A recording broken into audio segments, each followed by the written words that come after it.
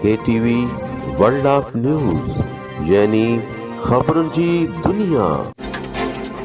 अस्सलाम वालेकुम नाज़रीन, मैं सुधीर अमन खट्टर तव्हां ॾिसी रहिया आहियो KTV वेब न्यूज़। पेश आहे हिन वक़्त जी गड़ियासिन लग ॻोठ मिसरीवाण में गुज़िरियल 3 महीननि खां गैस बंद। ॻोठाणा सख़्त परेशानियुनि खे मुंहुं ॾियण लॻा। गड़ियासिन लग ॻोठ मिसरीवाण जे रहवासिन अख्तर मोहम्मद जखरो, अब्दुल कदीर जखरो ऐं इकबाल अहमद जखरो जे अॻुवाणीअ में ज़ोनल मैनेजर सुई सिदरन गैस कंपनी अयाज़ शाह ख़िलाफ़ एहतजाज कंदे चयो त गड़ियासिन जे लॻ असांजो ॻोठु आहे, गड़ियासिन सिटी लिखियो वेंदो आहे।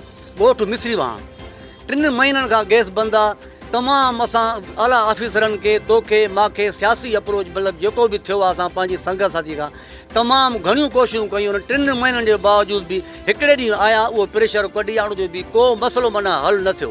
बाहियूं ॿारे ॿारे सयूं ज़ाइफ़ूं अंधियूं थी वयूं आहिनि। अहिड़े जदीद दौर मंझि गैस जो मसइलो आहे। गैस जो असुलु मसइलो जेको आहे पाइप लाइन जो आहे।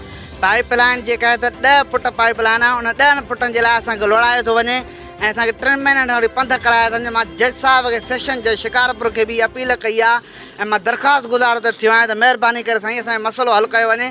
10 फुट पाइप लाइन जेकॾहिं नथा वठी सघनि सुई सदरन गैस वारा अचनि त उन्हनि खे असां ॻोठ वारा चंदो करे असां उन्हनि खे पाइप वठी ॾियूं, असांजो मसइलो हल कनि साईं।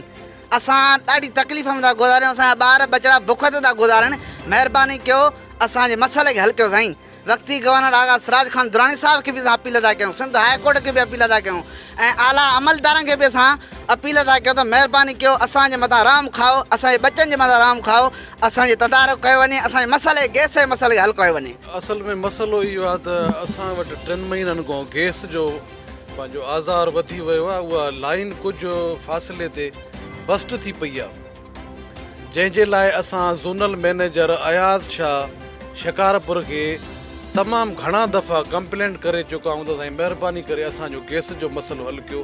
पर उहो एतिरो त पंहिंजो लापरवाह ऑफिसर आहे जो कंहिंजी बि का ॻाल्हि ॿुधण लाइ तयारु कोन्हे को।